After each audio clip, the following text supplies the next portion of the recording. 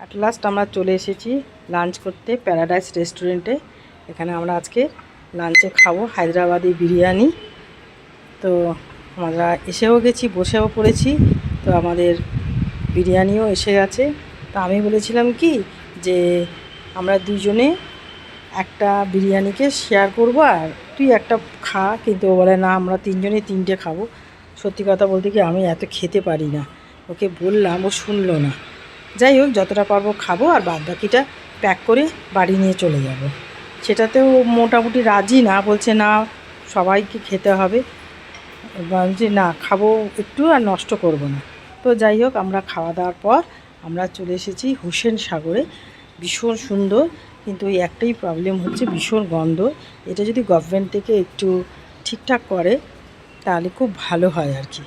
তো দেখো, এখন দূর থেকে অ্যাসেম্বলিটা দেখা যাচ্ছে, এত সুন্দর লাগছে, আর এত সুন্দর লাইটিং না, মানে দারুণ লাগছে দেখতে। আর পাশেই রয়েছে আম্বেদকরের মূর্তি, জানি না তোমরা কতটা দেখতে পাচ্ছ। আর এখানে রয়েছে তোমার পিলার মন্দিরটা। আর দেখো ওই দিয়াটা, এখানে লেজার শো হয়। আর দেখো পুরোটা ঘুরিয়ে দেখাচ্ছি, কি সুন্দর দেখো চারিপাশটা। আমার তো ভীষণ ভালো লেগেছে। অনেক ছবি তুলেছি, বসেছি, গল্প করেছি।